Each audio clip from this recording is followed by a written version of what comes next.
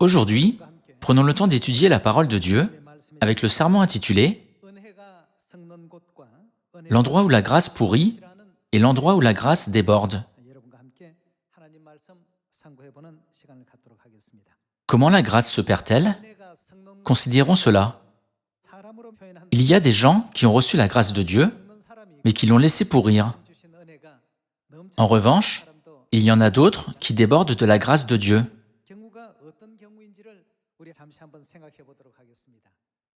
Comprenons ces deux cas en les comparant à la mer Morte et à la mer de Galilée. La mer Morte et la mer de Galilée sont bien connues de beaucoup de gens.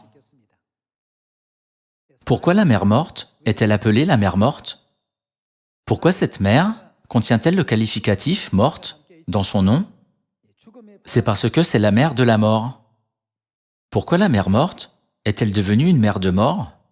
Pourquoi la mer de Galilée est-elle devenue une mer vivante? Les gens ont trouvé la réponse dans la topographie de la mer Morte et de la mer de Galilée. Les gens disent que la mer de Galilée ne retient pas l'eau qui coule du Jourdain. La mer de Galilée laisse toujours l'eau couler vers un autre endroit, tel que la mer Morte. Cependant, la mer Morte prend toute l'eau qui y coule et ne la partage jamais.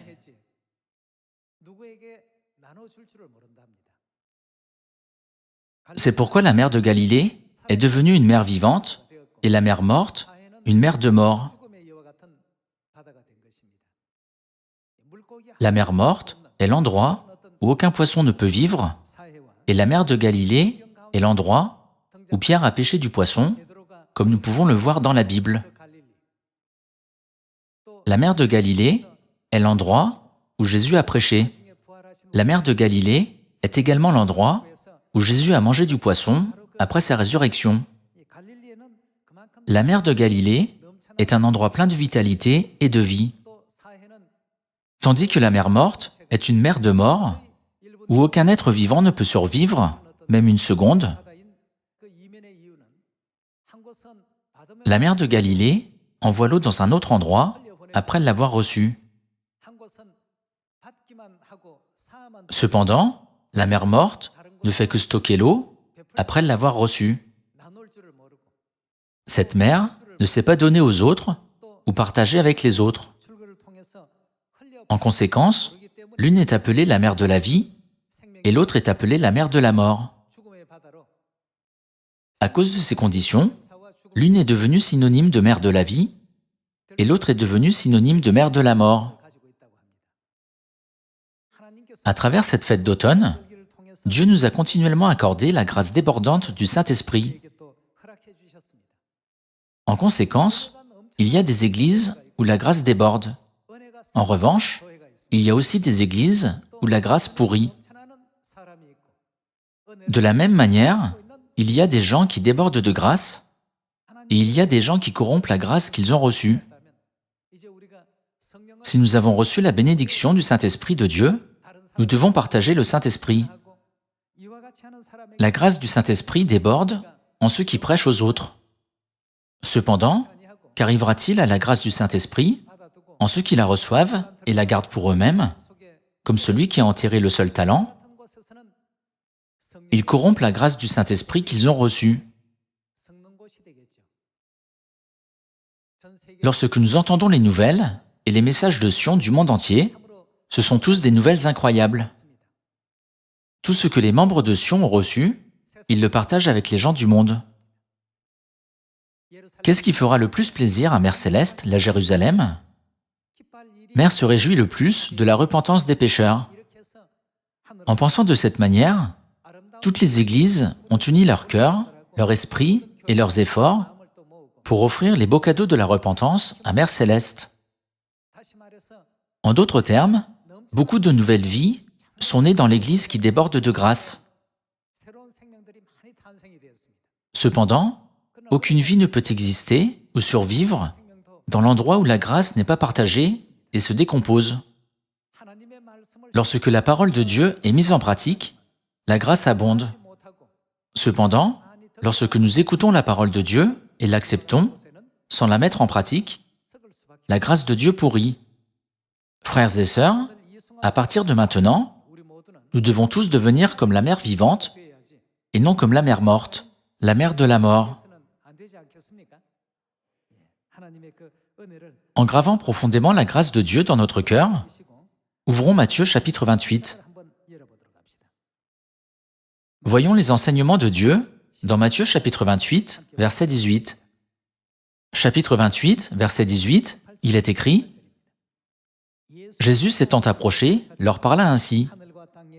Tout pouvoir m'a été donné dans le ciel et sur la terre. Allez, faites de toutes les nations des disciples, les baptisant au nom du Père, du Fils et du Saint-Esprit, et enseignez-leur à observer tout ce que je vous ai prescrit. Et voici, je suis avec vous tous les jours jusqu'à la fin du monde. »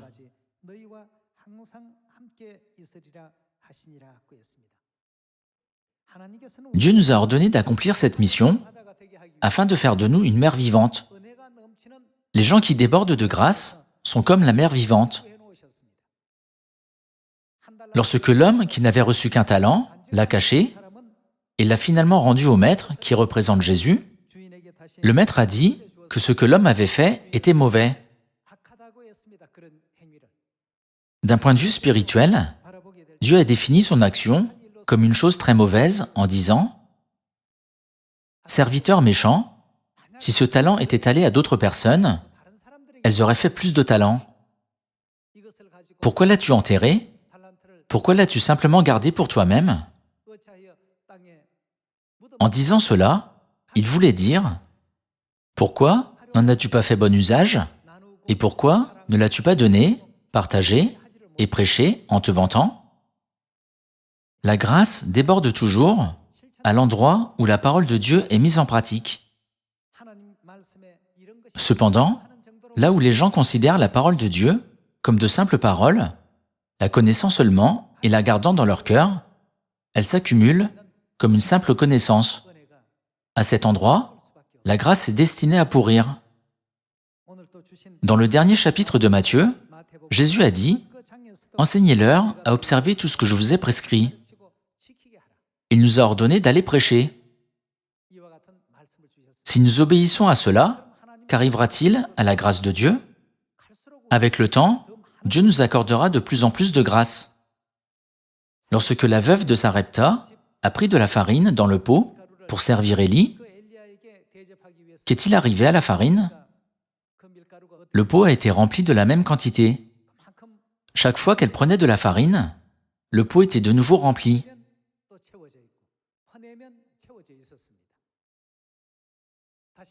En d'autres termes, ceux qui débordent de grâce, ceux qui mettent la parole de Dieu en pratique, Dieu les remplit de sa grâce encore et encore lorsqu'ils continuent à la partager.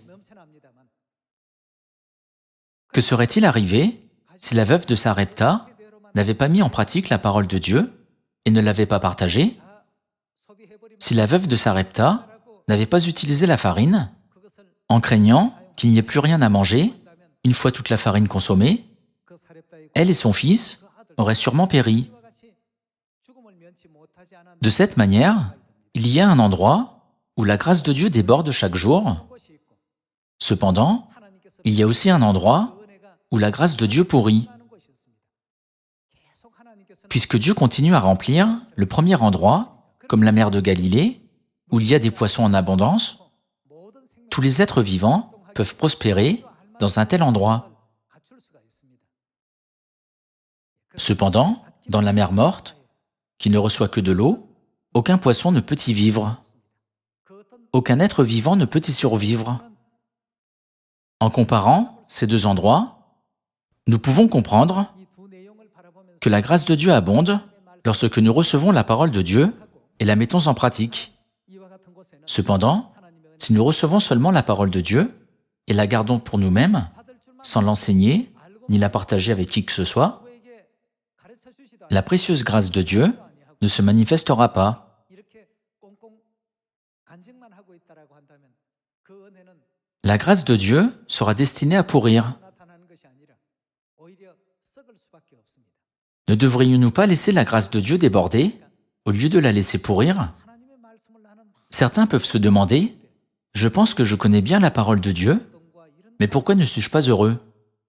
Pourquoi je ne ressens pas la joie du Saint-Esprit que Dieu m'a accordée? La raison est très simple. C'est parce qu'ils gardent toujours la parole de Dieu pour eux-mêmes.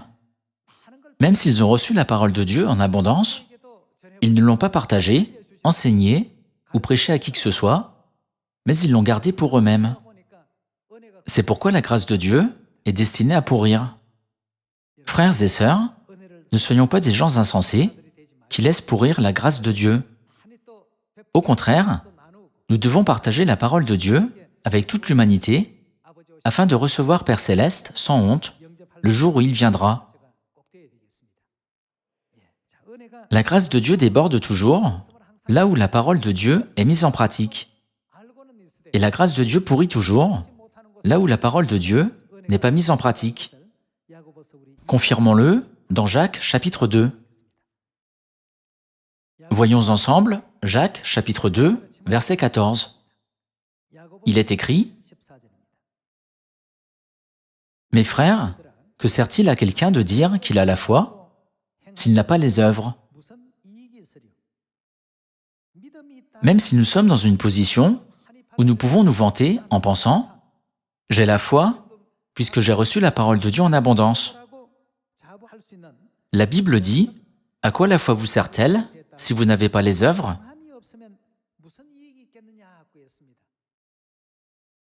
Si vous prétendez avoir la foi sans mettre la parole de Dieu en pratique, ou si vous prétendez avoir la foi sans les œuvres, c'est-à-dire sans partager, enseigner ou prêcher, cette foi n'a pas de sens.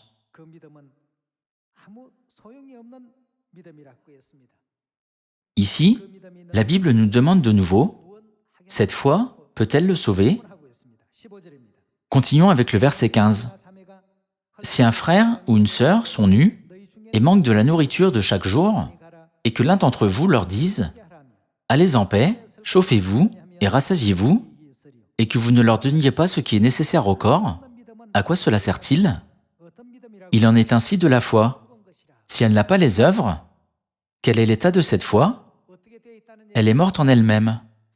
En d'autres termes, qu'arrive-t-il à la grâce? La grâce pourrit. Pourrir est une autre expression de la mort, qui signifie qu'un être vivant ne peut pas être réanimé.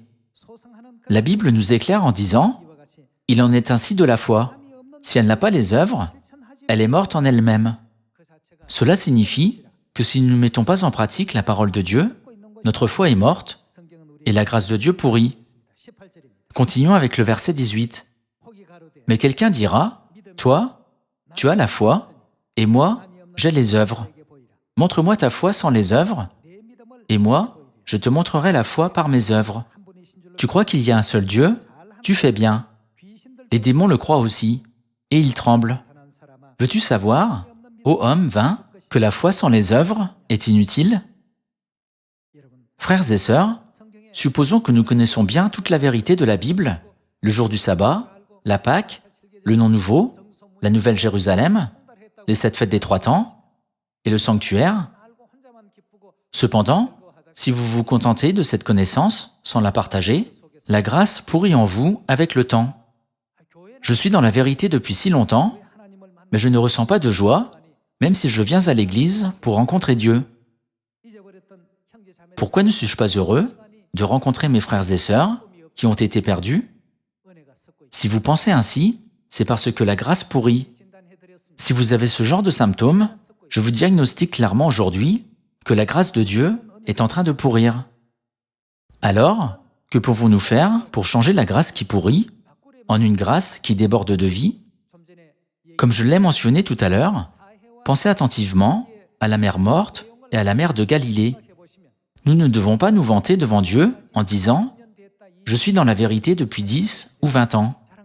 Il n'y a pas lieu de nous en vanter. Il y a des membres qui partagent toujours la parole de Dieu, la prêchent toujours et s'en vantent toujours, même s'ils ne sont dans la vérité que depuis 1 an. Cependant, il y a des membres qui ne prêchent la parole de Dieu à personne et ne la partagent avec personne, même s'ils sont dans la vérité depuis 10 ou 20 ans. Ils sont comme la mer morte, où la grâce pourrit. celui qui laisse pourrir la grâce est comme celui qui a reçu un talent et l'a caché. Où voulez-vous que votre foi soit? À l'endroit où la grâce pourrit ou à l'endroit où la grâce déborde? Ne voulez-vous pas avoir une foi qui déborde de grâce? Ne devrions-nous pas être une personne débordant de grâce? Alors, nous devons mettre la parole de Dieu en pratique. La grâce pourrit là où la parole de Dieu n'est pas mise en pratique. La grâce déborde à l'endroit où la parole de Dieu est mise en pratique. Dans la parabole des talents, Dieu nous enseigne une leçon très importante concernant ceux qui débordent de grâce et ceux qui laissent pourrir la grâce. Allons à Matthieu chapitre 25. Voyons Matthieu chapitre 25, verset 14. Chapitre 25, verset 14, il est écrit « Il en sera comme d'un homme qui, partant pour un voyage, appela ses serviteurs et leur remit ses biens. Il donna 5 talents à l'un, 2 à l'autre et 1 au troisième, à chacun selon sa capacité, et il partit. Aussitôt, celui qui avait reçu les 5 talents s'en alla, les fit valoir, et il gagna 5 autres talents. Les serviteurs de l'homme ont mis sa parole en pratique. Comme le maître a ordonné, faites valoir cet argent, ils l'ont immédiatement mis en pratique. Verset 17. De même, celui qui avait reçu les 2 talents en gagna 2 autres. Celui qui n'en avait reçu qu'un alla faire un creux dans la terre et cacha l'argent de son maître. Ce serviteur a reçu la grâce de son maître, mais il ne l'a pas mise en pratique. Il l'a simplement gardée pour lui-même. Vérifions quel a été le résultat. Verset 19. Longtemps après, le maître de ses serviteurs revint et leur fit rendre compte. Celui qui avait reçu les 5 talents s'approcha, en apportant 5 autres talents, et il dit « Seigneur, tu m'as remis 5 talents, voici, j'en ai gagné 5 autres. » Son maître lui dit « C'est bien, bon et fidèle serviteur. Tu as été fidèle en peu de choses, je te confierai beaucoup, entre dans la joie de ton maître. » Celui qui avait reçu les 2 talents s'approcha aussi, et il dit « Seigneur, tu m'as remis 2 talents, voici, j'en ai gagné 2 autres. » Son maître lui dit « C'est bien. » Dieu ne regarde pas combien de talents ils avaient. Au contraire, Dieu voit s'ils mettent ses paroles en pratique ou non. Dieu n'a pas dit « Toi qui as 5 talents, tu es le meilleur, et toi qui as 2 talents, tu es le second. » Dieu a dit « C'est bien » à l'homme qui a gagné 5 talents et à l'homme qui a gagné 2 talents. C'est parce qu'ils ont mis sa parole en pratique. Cependant, celui qui n'avait reçu qu'un talent l'a gardé pour lui-même. Regardons le verset 24 pour voir ce que Dieu a dit à propos de celui qui n'a pas mis sa parole en pratique. Celui qui n'avait reçu qu'un talent s'approcha ensuite et il dit « Seigneur, je savais que tu es un homme dur, qui moissonne où tu n'as pas semé et qui amasse où tu n'as pas vanné. J'ai eu peur et je suis allé cacher ton talent dans la terre. Voici, prends ce qui est à toi. » Son maître lui répondit « Serviteur, méchant et paresseux, tu savais que je moissonne où je n'ai pas semé et que j'amasse où je n'ai pas vanné. Il te fallait donc remettre mon argent au banquier et, à mon retour, j'aurais retiré ce qui est à moi avec un intérêt. Ôtez-lui donc le talent et donnez-le à celui qui a les 10 talents. Car on donnera à celui qui a, il sera dans l'abondance, mais à celui qui n'a pas, on ôtera même ce qu'il a. Et le serviteur inutile, jetez-le dans les ténèbres du dehors, où il y aura des pleurs et des grincements de dents. » Nous avons lu cette parabole plusieurs fois. À travers ces versets, nous pouvons découvrir qui déborde de grâce et qui laisse pourrir la grâce de Dieu. Nous devons mettre la parole de Dieu en pratique. Souviens-toi du jour du sabbat pour le sanctifier. Nous devons observer le jour du sabbat. Sanctifier la Pâque. Nous devons célébrer la Pâque. Prêcher diligemment. Tout ce que nous devons faire, c'est prêcher. Unissez-vous avec vos frères et sœurs dans l'amour. Nous devons nous unir. La grâce de Dieu déborde partout où nous mettons la parole de Dieu en pratique. Gravons une fois de plus dans notre cœur et dans notre esprit que lorsque nous considérons la parole de Dieu comme de simples paroles écrites dans la Bible, en pensant « cette parole-ci est dans la Bible, cette parole-là est dans la Bible, la grâce est confinée et pourrie ». Pensons à Abraham. Lorsque Dieu a dit « offre ton fils unique, Isaac, en sacrifice sur la montagne de Morija », Abraham a absolument mis la parole de Dieu en pratique. N'est-ce pas pourquoi Abraham pouvait avoir une foi qui débordait de grâce chaque jour? Qu'en est-il de Noé? Lorsque Dieu a dit à Noé de préparer et de construire l'arche, il n'a pas eu d'autre pensée que de mettre la parole de Dieu en pratique.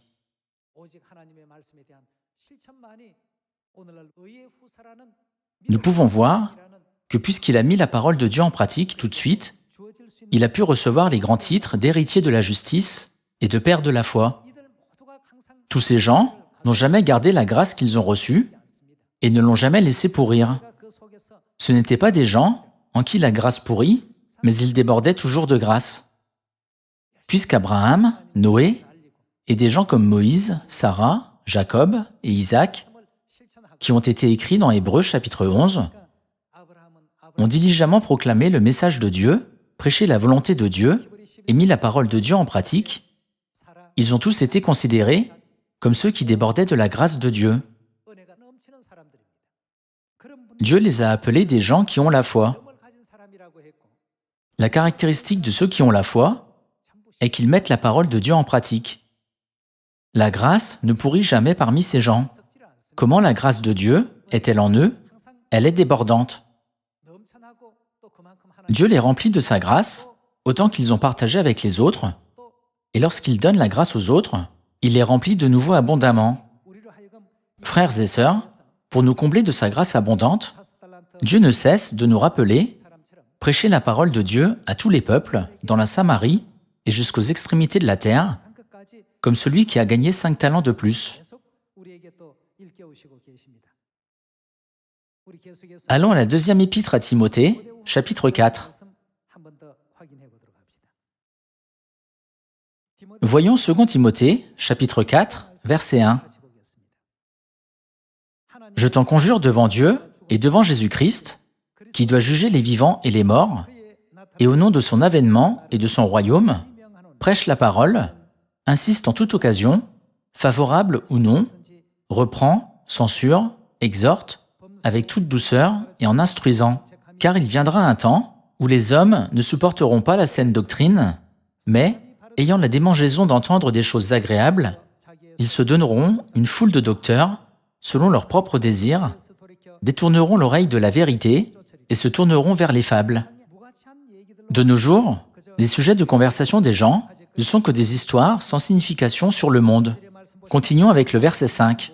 « Mais toi, sois sobre en toutes choses, supporte les souffrances, fais l'œuvre d'un évangéliste, remplis bien ton ministère. Car pour moi, je sers déjà de libation, et le moment de mon départ approche. J'ai combattu le bon combat, j'ai achevé la course, j'ai gardé la foi. Désormais, la couronne de justice m'est réservée. » C'est ce que la Bible nous enseigne. L'apôtre Paul a dit avec confiance qu'il n'avait honte de rien dans sa vie. Il a dit « Il ne me reste rien d'autre que la couronne de justice dans le ciel qui m'est réservée. » Qu'a-t-il fait? Il a répandu la parole de Dieu tous les jours. Il a consacré toute sa vie à répandre la foi qui était en lui, à partager sa foi en Jésus-Christ et à convaincre les autres que Jésus est le Messie. En vivant ce genre de vie, l'apôtre Paul n'était pas un homme en qui la grâce a pourri, mais un homme débordant de grâce. Frères et sœurs, pourquoi Dieu partage-t-il avec nous tous ces enseignements qui sont écrits dans la Bible? N'est-il pas écrit dans la Bible, tout ce qui a été écrit d'avance l'a été pour notre instruction? Cela a été écrit il y a 2000 ans. Dieu a mis dans la Bible le récit d'un homme concernant la façon dont il a mené la vie de foi il y a 2000 ans. Pourquoi? Pour notre instruction. Alors, nous devons apprendre de cet enseignement Ne soyez pas ceux qui corrompent la grâce, mais devenez ceux qui débordent de grâce chaque jour. Comme le pot de farine, nous devons continuer à vider ce qu'il y a à l'intérieur afin que quelque chose de nouveau y entre. Si nous gardons pour nous-mêmes ce que nous avons reçu pour la première fois, pendant 10 ou 20 ans, il finira par pourrir. Si nous faisons savoir aux autres ce que nous savons aujourd'hui, le donnons aux autres et les laissons réaliser la vérité, Dieu nous remplira de la grâce du Saint-Esprit demain. Ce n'est que lorsque nous vidons le contenu de ce que nous avons été remplis que la grâce de Dieu déborde chaque jour, et cela devient toujours une bénédiction rafraîchissante. Si nous gardons cela pour nous-mêmes, tout le temps, pendant une semaine, 2 semaines, 1 mois ou 1 an, il y aura des vers dans notre pot de grâce, et ce ne sera que de la farine gâtée. Frères et sœurs, il y a ceux qui laissent pourrir la grâce et ceux qui débordent de grâce. Il y a des endroits où la grâce pourrit, et il y a des endroits où la grâce déborde. Gravons tous une fois de plus dans notre cœur et dans notre esprit la raison pour laquelle Dieu nous a ordonné de prêcher l'Évangile dans la Samarie et jusqu'aux extrémités de la terre. Que tous nos frères et sœurs de Sion pratiquent la foi comme Abraham, qui débordait de grâce, Noé, qui débordait de grâce, l'apôtre Paul, qui débordait de grâce, et l'apôtre Pierre, qui débordait de grâce. En vous demandant de rester dans la vérité, avec une foi ferme, j'aimerais conclure le sermon d'aujourd'hui. Merci beaucoup.